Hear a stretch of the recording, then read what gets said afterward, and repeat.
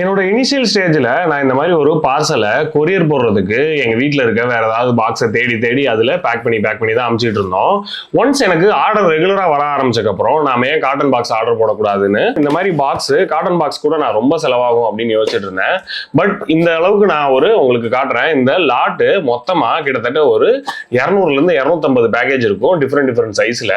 இது எல்லாத்தையுமே மொத்தமா எனக்கு ரெடி பண்றதுக்கு 2000 ரூபாய் கிட்ட தான் செலவாச்சு. ஸோ நம்ம ஒரு பேக்கிங் பர்ஃபெக்டா கொடுக்கணும், நமக்கு ஒவ்வொரு தடவையுமே இந்த பேக்கேஜ் கொரியர் பண்றப்போ நமக்கு பிரச்சனையாவே இருக்கு அப்படின்னா நீங்க உங்களோட சொல்யூஷனை நோக்கி ஓட ஆரம்பிச்சீங்கன்னா உங்களுக்கு இது மாதிரி ஒரு சொல்யூஷன் கிடைச்சிடும். உங்களால மினிமம் அமௌண்ட்லயே நீங்க போய் டைரக்டா பேசி இப்பதான் என்னோட பிசினஸ் ஸ்டார்டிங் ஸ்டேஜ்ல இருக்கு, எனக்கு இது மாதிரி சப்போர்ட் பண்ணி கொடுங்கன்னு கேட்டீங்கன்னா இது ஃபுல்லாவே மேனுவலா யூனிவர்சல் பாக்ஸ்ல பண்ணி கொடுத்தாங்க. த்ரூ கொரியர் போறப்போ நம்மளோட ப்ராடக்ட் எந்த வித டேமேஜுமே இல்லாம இது மாதிரி நீட்டா போய் சேரணும்.